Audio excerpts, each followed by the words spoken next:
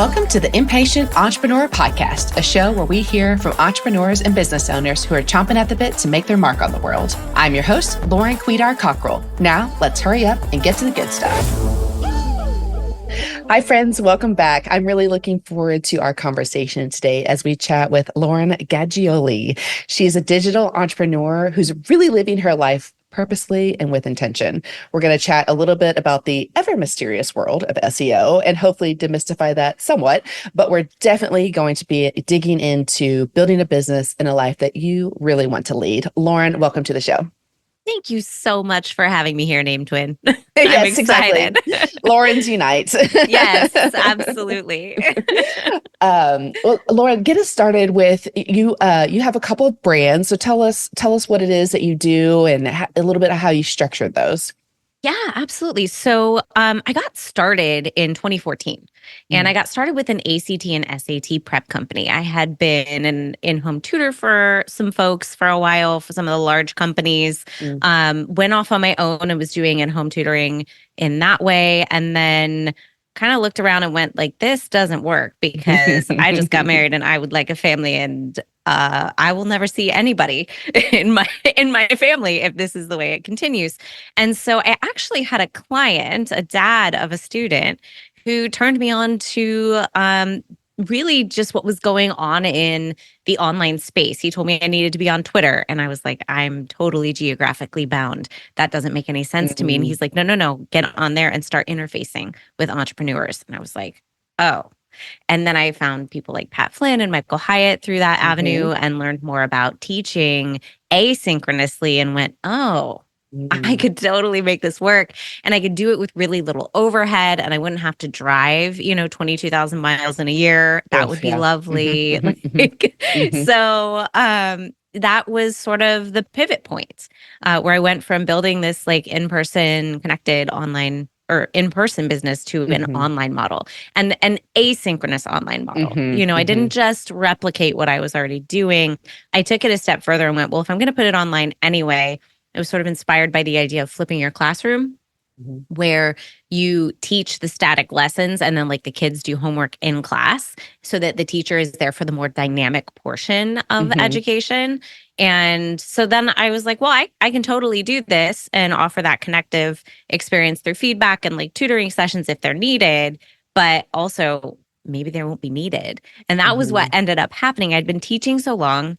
I understood the topics so well that I got very few questions. And I went, wow, this is amazing. Like these kids, their results are doing great. Parents are happy. I could go a step beyond. I had the bandwidth to show them how to connect test scores to making scholarship money. And I went, wow, this is fantastic, and gave me such freedom. I really lived the 4-hour work week. And just in the nick of time because my daughter arrived shortly on the heels of me creating, I think, my 6th course. Okay. So I was in the online space and then, childbirth times 2, COVID, not cross country, but, up the coast, move thousands of miles, and I went, uh-oh, I built this whole thing. And now I'm really just upset at the college admission space. Like, I don't like the space I'm playing in. There is such friction to how that business is functioning, and every college is different. And then there's the test makers who are throwing wrenches in the wheels too, with like misalignment of their messaging versus what's actually happening in terms of the actions taken. And I went, I feel yucky being here. And so I stepped out and I said, I'm going to sell this company and I'm going to figure out what's next. And in back solving for the success that Higher Scores Test Prep had, I sold it to a friend and went, it was SEO. That was why I had such ease. All I did once I had all the big pieces in place was send emails. And so it's really good copy, really good connective points, educating people all the way through the process and getting them to your doorstep when they need you by way of organic marketing, free traffic to your doorstep delivered by Google. And that's what I'm teaching now. Okay. Yeah. There you go. Okay. So tell us, you have 2 brands. Is that correct? Yeah. So, I am the brand is sort of how I view mhm. it. And I hate saying that because it feels kind of like, oh, I'm an influencer, like a capital I.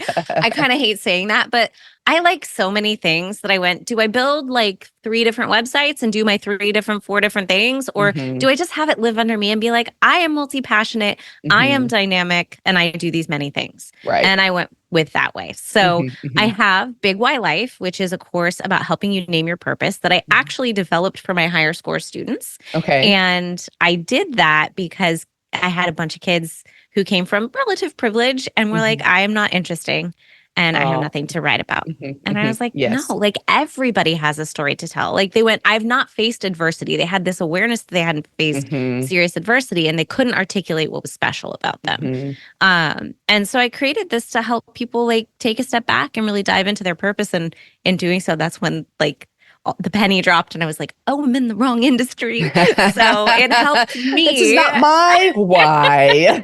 Yes. So I was like, oh, I built my own life raft. Okay. So it's good for adults, good for Mhm, kids, good for anybody who's struggling, good for entrepreneurs to help them refine their messaging, mhm. making it really, really clear. Cool. And so that's Big Y Life. And then I also have the organic marketing ecosystem Mhm. that is a course about SEO and organic marketing and how all the pieces hang together. Because I think so often we get these folks who are really, really expert at what they do. They're like Mhm, in this, they're an inch wide and a mile deep in a particular vertical. But mhm. I think the thing that's frustrating for solopreneurs is they can't see the connective tissue Right. of like, wait, I have to do all of this and then all of this and then all of the like, they're like, that's Mhm, too many pools to swim in. mhm, And then they mhm. get overwhelmed. So this is showing how you can simply organize your company to orient towards your ideal prospects and bring them to your digital doorstep, a Mhm. really beautiful website, and then welcome them into your email list and then sell them what you have that you offer. So the Wonderful. organic marketing ecosystem is where I do that. Love that. Love that. And you both teach it as well as do it. Yes. Yes.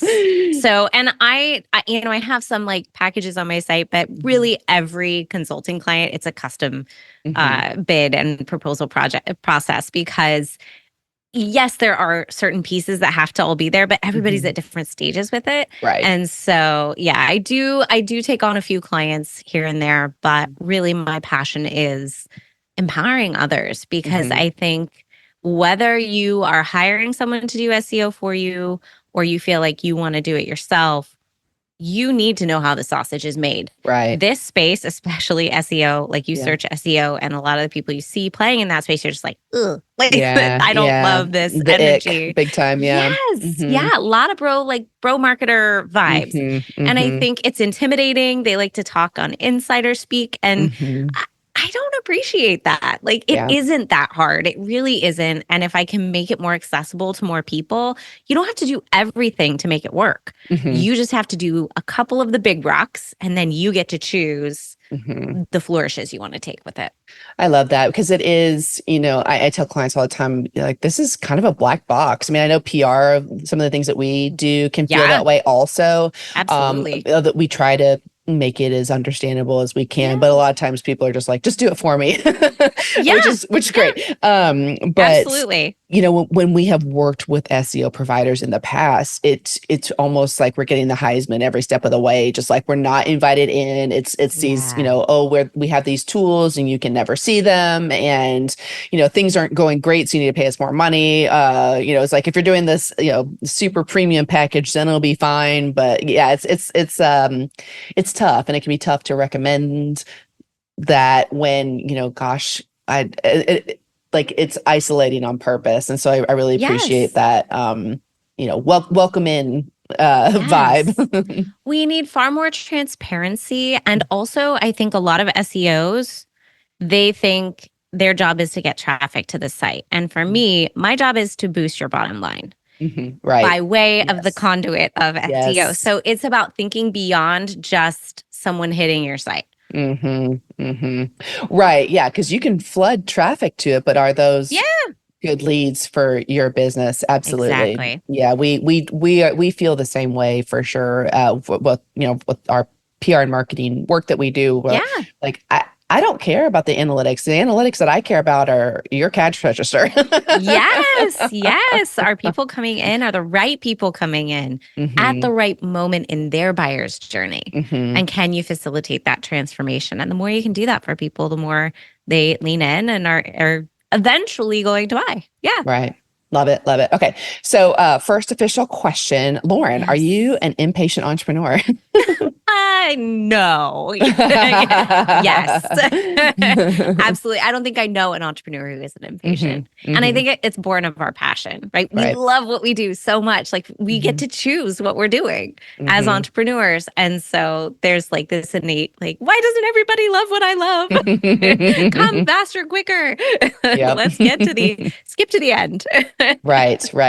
And so tell us about how your time is carved up a little bit, because I know things about your life that we haven't shared yet. Yes. And so, you're not grinding and out in an office 60 hours a week. Tell us what that looks like for you. It sounds lovely if I could have the brain space to just do it, because I am a bit of a workhorse. But I homeschool my two kids. They're 4 and 6, so it's super easy right now. For on the like academic side, it's right. difficult in other ways. The patient side, maybe not so much. Yes, that is often running low. But it's funny. My days are really fluid, and I love that, because as one knows, you plan that really big thing, you have to show up for X, Y, and Z. Inevitably, that morning is when your kid wakes up with, the runny nose. They can't do anything. They have to stay home. And it's hard right now. Like, I have such an amazing support system around me. First of all, I am not the breadwinner. I should state that, because I think that's a really important thing for you to know as you're hearing me talk. My in-laws live here. That translates to free childcare. I'm literally standing in a shed in their backyard. A she shed. Shed is not what it is. It's a lovely little outbuilding that they've gifted me to work in. So I have a lot of advantages. I come here, my kids are super happy to play, and then I can come in and work. But I usually have 3 days where I have about 5 hours, 5-hour blocks of time. And so for me to do anything, to say yes to anything, to put into those windows of time, that is precious, And so I have to be really careful that I don't overcommit, because I want to say yes to everything. So at any given moment, I usually have one client in the works. And then the rest of the time is going towards either recording a podcast, writing emails, making videos, doing things that are more on the marketing end, because I already have these 2 existing programs that I front loaded because I know that they're needed. So, it's always this like question of, do you build the audience first or the product first? Because I have the data of SEO to go by. I know what's needed in the marketplace. I also have a sense of how many people in any given month are searching for that. And so I'm able to kind of consider all of that and know that it doesn't have to produce tomorrow. This can be something that is a very long tail effect. Wow. So, it's so interesting. It's kind of like, I don't know. I feel like one of my own personal mantras, if you want to get something done, ask a mom. Yes. Oh my gosh. I went to Mom 2.0 this year for the first time, the Mom 2 Summit. There was food. Everything was planned. We were taken care of in every possible way. And I was like, oh, the guys don't know how to do this. We need moms. Yes. Well, and it's, and making the most of that time, because I feel like, you're really acutely aware of your opportunity cost. You are, you have made a commitment. Your children are with your in-laws. You can't just, well, you could sit in the she shed and scroll Instagram for a few hours, but I imagine just personal integrity, and maybe it happens sometimes, no judgment. Just like, I need a minute. Need mental health days. Yes. He's like, you know what? But you're doing it with intention. Like maybe today's like, I'm just going to cool off, because we all need a, collective cooling off period. Absolutely. But that what that time equals to. It's not like you just have, like you said, 60 hours to just like luxuriate in doing whatever for the business, whatever it strikes Yes. you. Like you are showing up, you've got an agenda, you've got stuff you got to get done, and you're Mm-hmm. cranking. Yep. And I think too, like that sense of commitment to others, when I book a podcast, Mhm. showing up, I I cannot stress how unique that is. Like how many things get bailed on in the Mm, last minute. You're like, oh my gosh, like yeah. Mhm. that's that's the norm, I think, these days. And I think Mhm. it's born of everybody being stretched really too thin. And I Right. totally get it. Mhm. But I really do try to be almost like overly vicious about my time and my Mm. calendar. Mhm. So I just be Mhm. like, no, no is my favorite word. It's not. Yes. It's definitely Yes. not. But I try to convince myself of that as I I'm thinking about what to put in there. I do need to call myself out a little bit. I recorded a podcast the other day with I had a guest on the show, and I had a little bit of a client issue show up, and I was running a few minutes Mm, late, and I got on the podcast, and he was extremely gracious about it. And during the nice. episode, he's like, "Well, I never waste a minute. My father died at a very young age, and I'm very aware of every minute counts." I was like, "Once again, I'm very sorry. I was like, I wasted a few of your minutes. I'm so sorry." Well, and I think too, the more vicious you are about your own schedule, the more you can be gracious Yeah. Mhm. about when things do happen because life happens, Right. right? And so Yep. keeping that white space in there is also really important, Hmm. so that you do have wiggle room when the inevitable Right. happens, And I Exactly. think that's been such a parenting will teach you everything you need to Yes. know about life. And my children, they just, I pride myself on not killing their little spirits. And Hmm. also some days I'm like, could I stand to kill them a little bit? Because they have such opinions about things. Like getting them out the door to do something they don't want to do Hmm. is really Right. difficult. Yes. It'll serve them well later. They will know their Exactly. hearts. I'm raising future whatever they want to be. Is not Exactly. raising children. I'm raising adults. Yes, I'm well Mhm. aware. It's like, thank you for being such a spirited child. Please do what mommy asked you to. Yes, yes. That is a really kind way of saying it. I don't always say it that way. Hmm. Hmm. Just get in the Yes. Well, honey, I'm not.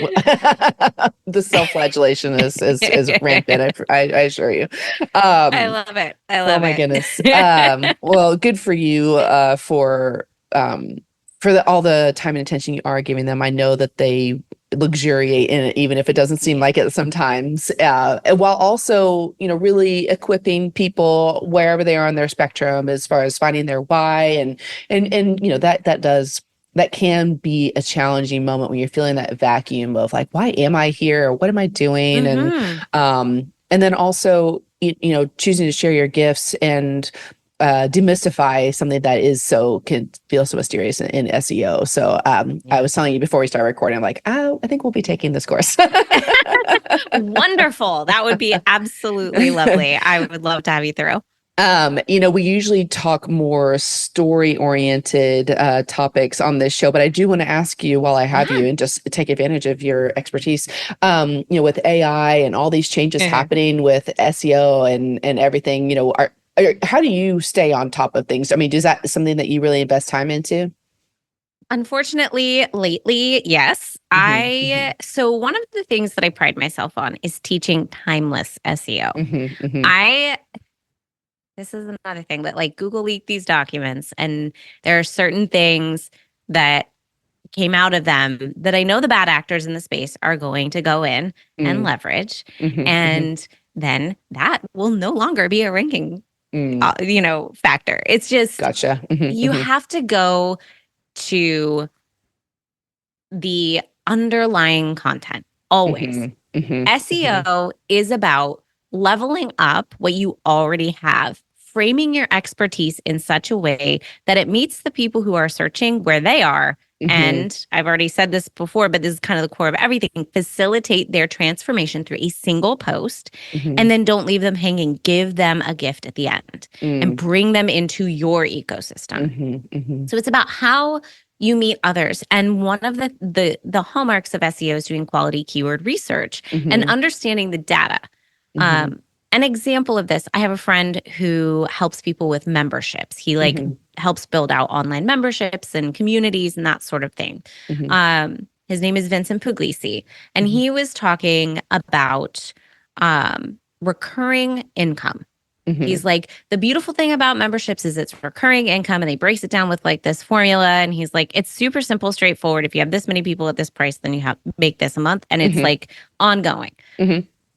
He did some keyword research, and he found that by a significant factor, recurring revenue is the term that is being searched, not recurring income. So that creates a friction point. Saying recurring income, not that he's ever going to rank for the term recurring revenue, but by leveraging the language his ideal prospect is using already, it reduces friction. It helps him roll out the red carpet in his particular direction in a way that just allows him to have more connection with people who come through his digital doors. And so that understanding, it's avatar work, really, is what keyword research is. And sometimes we're such experts in what we do that we can't see what the people who don't know what we do, the language they use for the terms we know from the inside, we can't reach them. There's like a barrier between us, and keyword research helps reduce that. So with AI, you know, I am concerned about the organic search space. I actually sent, I went to a conference once, and Brian Clark from Copy Blogger was there, and I get his emails, and I replied to one because he was moderating a panel at CEX with I think his name is Mike King. He's a big SEO guy. And I asked him, I was like, where do you think AI goes? Like in terms of organic search? He's like, I think we're going back to a paid model. He said, I think we're going back to a place where we are going to have to pay to play. And I thought about it, and I was like, oh, that sucks. Like for small time solopreneurs, you know, we don't have the ad spends that some of these big guys do to just throw spaghetti at the walls. And then I really backed up, and I started thinking about it. And I was like, even if it is a paid model, the way that I teach SEO is just how to build a better website. Yes, for bots, but also like more importantly for humans. And whether those humans hit those pages through a paid ad or through organic search, the end result is going to be the same. The way you facilitate that conversation between this person who is lost and asked a question and needs help, and you can actually help them on the internet, like there may be an ad spend in the future, maybe AI and the new, iterations of how that's going to play out with Google will impact us. And it is. Some people right now are in that like growth curve. Some people are getting absolutely obliterated, and it is awful. However, I don't think it's as cataclysmic as a lot of people are saying. And we may have to change how we position our organic stuff. But in the end, I think quality communication. Even something like internally linking on your website with anchor text. Like that is good for SEO. It is also very helpful for the person who lands on your site and wants to learn more, and you can direct them to something that's on your site. You can keep them in your own ecosystem, meet them where they are, and help facilitate their growth. So I hear that the sky is falling, but I'm like the latest adopter ever. Like I've been skeptical of AI for a long time. I have been listening to like Amy Webb, her South by Talk. I heard her on Brene Brown's podcast. I'm now listening to another one on Brene. Like I'm listening to the larger conversation because I think AI is right now just, it's like that old tin at like a coffee shop where it was like coffee helping stupid people do more faster. Like yes, like if AI is just adding to my task list, then I don't want it. Like I want less on my list. I have enough that's human generated, thank you. Like I don't need more. And so I think how we leverage it, like is it actually helping us? Is it facilitating our growth? And so as it pertains to SEO, I don't think we know. And in that instance, I don't think you stop creating content. I think you continue creating content until there's something concrete to shift. And right now it's just all shifting sands. So fascinating. It's something that I'm noodling on quite a bit as far as content creation and Yeah. the work that we do. And I keep thinking human beings still have to consume this content. It's Yes. until the robots are the ones swiping the credit card. Yes. We just have to keep thinking about our human friends and creating content that is meant for them, and creating websites that are built to convert human beings Yes. over. Yes. And to like I love some of the messaging that you're sharing as far as meeting people where they are, and because that's all, that's hospitality and kindness, Yes. and showing up as a generous brand who understands where someone is going, and that you are going to deliver them safely to the other side. Yeah. Absolutely. Okay, well, thank you for allowing me that Absolutely. selfish moment. So it sounds like, so one of the questions I like to ask my guests is, how do you fuel yourself and grow? So it sounds like you're going to conferences and listening to podcasts. Like, you are very unsurprisingly intentional about what you're consuming, and what you're learning. Can you talk us through a little Yes. bit more about that? Like, is that something that you designate time for, or what? So I love learning new things. Hmm. I think every entrepreneur should have hobbies, many of them. Otherwise, Hmm. they'll just sit at their desk for forever if they don't Yep. have children that or pets that need to eat. Hmm. So I always love to learn new things. And I will say I am not rigorous about how this happens. Hmm. Um, but I do try to make sure that I do something for me every day. And I am naturally inclined to pick up a book, pick up my Hmm. knitting, Hmm. make a loaf of bread. Hmm. Like, I am naturally inclined to sit down and watch masterclass. Hmm. I do love community, and I also know that I also need to pour into myself as Yep. well. Yep. So I love a conference as opposed to like an ongoing like online Hmm. community. I Hmm. actually just decided not to build out a community. I was going to, Oh, and I was yeah. like, you know what? Every time I think about it, I hear my voice, I get stressed. And guess who that stress goes towards? Hmm. It's Hmm. not a community, it's my kids. And like, Yep. they're getting the short end of the stick Hmm. there. And so I'm not going to do it.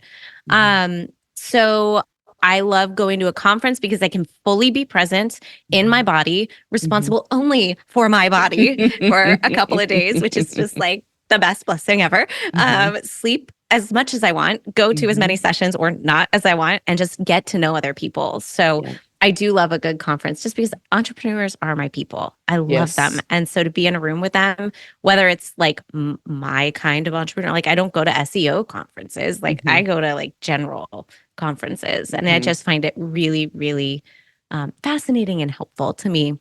It Yes. fills up my tank. Hmm. So yeah, so I like big pockets of time that like give me just a little bit of space from real life. And then, I'm always reading something. I have, Hmm.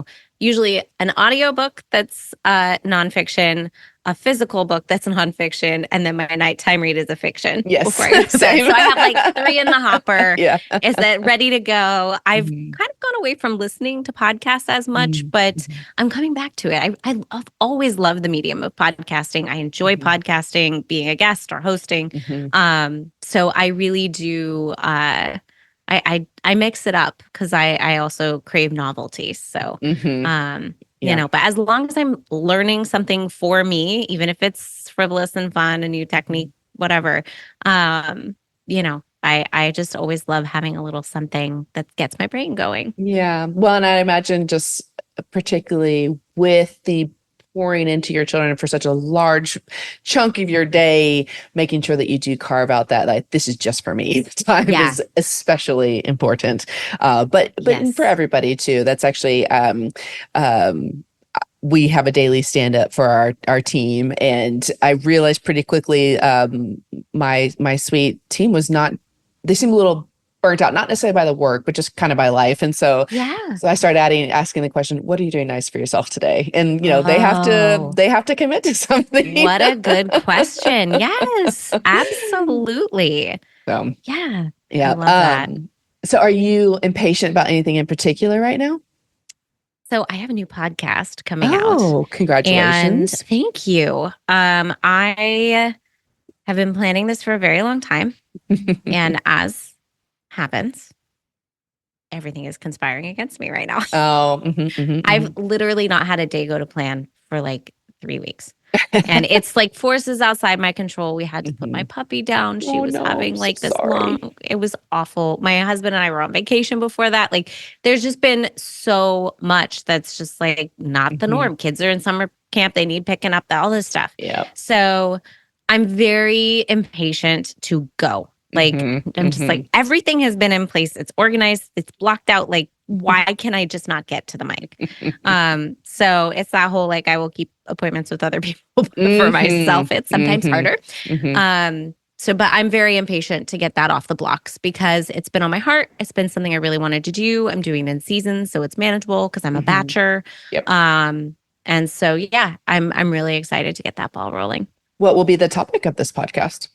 It's going to be called the Digital Entrepreneurs Toolkit. Okay. And it's entrepreneurial stories. I just want to interview entrepreneurs and have them share their journey, the good, the bad, and the ugly, because I think there's something really isolating about the way that a lot of folks talk about entrepreneurship of like this hustle culture. Like, you know, we need to own the valleys, not just the peaks of our journey. And it's so much easier to share the peaks. And I don't want it to be a slog. There's a lot of good that happens in this space. But we do also need to be honest because those coming up from behind don't know how to fuel properly if they don't realize how long the climb is. Right. Although I think if I knew everything that I was going to ultimately face when I started, I don't know if I would have had the courage to embark on this journey. Yeah. But bringing proper provisions is so important. You can't know everything, of course, but I want to bring a little more balance to how we are bringing up the next phase of entrepreneur. And, with AI in the mix, like, it's the whole landscape is changing. And so I think to be able to kind of report on that real time, get people's opinions on that, talk about how it's impacting their business, what they're doing, and really create a community without having an actual like paid community would be really, really beautiful. So I love that. Yeah. Support each other. Yes, well, that is the genesis of this show as well. As my listeners know, it is lonely out there, and so just if folks can listen to your story and others, and either feel like, oh, I've been through something similar, or I didn't have to deal with that. Yeah. Courage for another day. And here we go. Future courage. Yes. Well, we look forward to your show hitting the airwaves for sure. Yeah, thank you. So you teed up my next question perfectly. Has there been a moment in your business life that maybe you might have already shared this with us, but maybe there's another where when it happened, you felt like the rug just totally got pulled out from underneath you, and you were just like, I'm not sure I'm going to survive this, but ultimately it turned out to be one of the best things that could have happened? So I think there are a lot of those moments. One of the things that I'm really good at which is ironic, I have a theater background and I'm terrible at improv in like the theater setting. But in terms of thinking on my feet in a business setting, I can do that. There's no like mandate for yes and. Sometimes it's no. That's a full sentence. Yes. So I made a pretty hefty investment in going to a conference that would have been based on everything that I knew about the person who was hosting the conferences. There were 3 of them. They were oriented towards folks who wanted to save money and become more financially solvent. And I invested in going to 3 of these. I was very pregnant and sick as a dog, but went. And I was supposed to get these lists of email of people who were there. So it was a significant outlay to be a sponsor. It was then a significant outlay for me to travel to these 3 places and be present for like 2 full days at a booth. And I got no sales from it, like not one. And I think the list that I had gotten off of that was something like 5,000 people. Wow. It's a lot for no nibbles. Yeah. And like, I went back to them and was like, listen, like literally nobody has engaged, and they like push back. And they're like, no, you need to call every person on that list. Like, it almost seemed like you have to badger them until they buy. You're doing it wrong. Their reaction. And I was like, but you gave me the like demographics, and this clearly is not the demographics that work. So it was disappointing. And I learned from that like who somebody is, what they present might seem on paper right, but the energetic match matters more. And I think, sometimes the thing that feels like a shortcut actually isn't. It's just a dead end. And so I've been more judicious moving forward. And it's taught me to really think twice and not put on those rose-colored glasses, to be a little more discerning. Yeah. That's a great story for us to take to heart. If it feels too good to be true, probably is. Yeah. Maybe think about it. You think it's your big break. Like, you still have to show up and do the work too, which I think definitely a mistake that I made in this is I thought that what I had done and what I knew worked for my audience, communicating via email, creating like onboarding sequences with lots of information, educating, really supporting and facilitating transformation, that didn't work with this audience because it wasn't my audience. So, it's like, oh, I didn't even think about that, unfortunately. And as a small team of, one, me, myself, and I making 5,000 phone calls was probably not gonna happen. So right. I didn't have the bandwidth to cold call that many people. So I let it go. Oh, yikes. I don't want to cold call a single one. Not even one. I was like, if they're not responding to email, like they're not even opening email, like forget it. Oh well. Yeah. Well, thank you for sharing that. Absolutely. When you were young, was there a personality trait that maybe you were kind of criticized for, like this is a weakness of yours, but you realized that today it's actually your superpower? I don't really have something that I was critiqued for that is a personality trait. I think, I kind of always just floated along.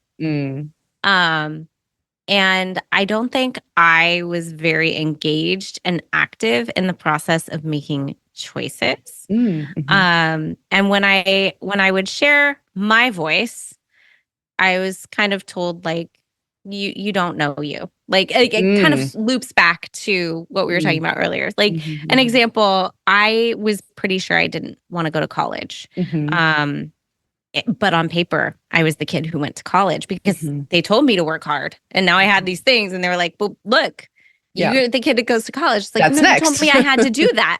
Like I did what you told me. Don't I now get, like, I did the thing. Don't I now get some choices here? I wanted to take a gap year. And I wish I had advocated more for myself or been more comfortable taking the harder road. And I think, is there any harder road than entrepreneurship? Like, ultimately, I did it. I made the choice. But like stepping into that had to be my own kind of journey.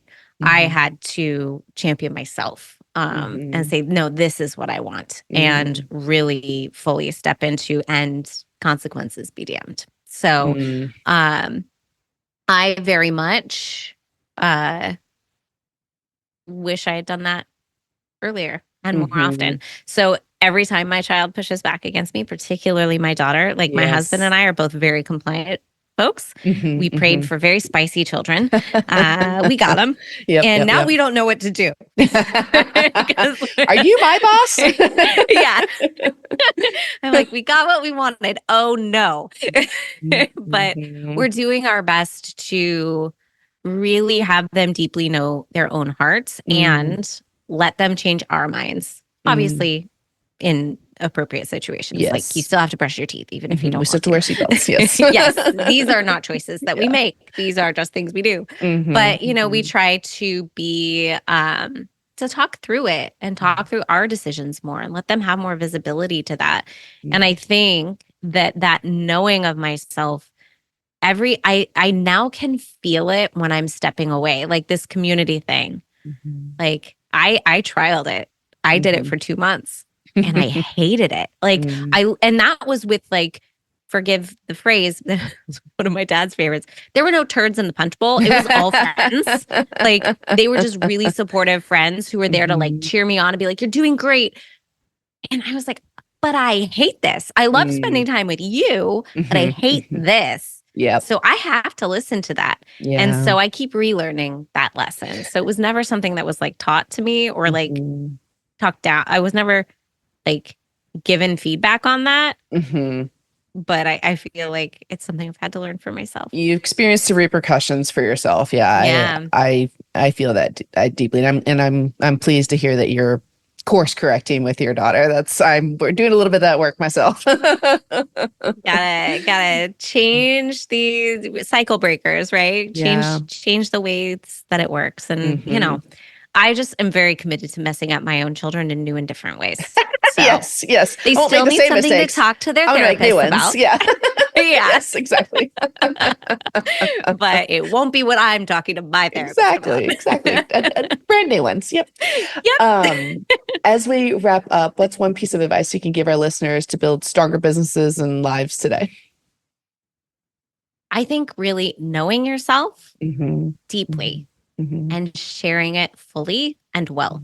Beautiful. And the first part is internal work. Like it already exists inside you. Just trust that and go find it if you haven't already. And then when you think about sharing it, you do sort of have to be strategic, right? Yes, you want to help other people, but how you facilitate that, I think we flood people. We like love bomb them, right? We give them way too much. Like think about that other person. And it's not from a stinginess standpoint. It's from an absorption standpoint. They can only take so much. A blog post can't be everything, right? So give people sips of water, invite them to drink some more with you on your email list. Yes, and really craft those copy skills because or video skills or whatever your medium is. Make your points clearly because people will respond when you show your heart and you show up. Love it. Beautiful words to end on. Where can people find you? LaurenGaggioli.com is where everything lives. If you're curious about the purpose work, bigwhylife.com will get you straight to that page. And organicmarketingecosystem.com will get you straight to that page. I also have a drop-in group membership that if you join it's up to 4 entrepreneurs for a full hour. If only one entrepreneur books, you get the whole hour of coaching yourself. And you get your first session for $25 if you use the code FRIEND. So it's laurengaggioli.com/mastermind. I would love to get to meet you. If this resonated with you, you want some help with something, we just talk and troubleshoot and I help you with what I can. Lovely. We'll put in the show notes too, in case you're driving down the highway. Lauren, it's been so fun. Thank you so much for being here. Thank you so much, Lauren. I appreciate your time today. Thanks for listening to The Impatient Entrepreneur. Love the podcast? Be sure to share it with a friend or colleague and give us a 5-star review. You can also chat with us on Instagram or Facebook at The Impatient Entrepreneur Pod. Want to star on a feature episode? Head over to theimpatiententrepreneur.com to inquire. Thank you to the team at Quidar & Co. for believing in me and bringing this podcast to life. And thank you to Carson Childers for mixing and editing this episode. I can't wait to see you next time.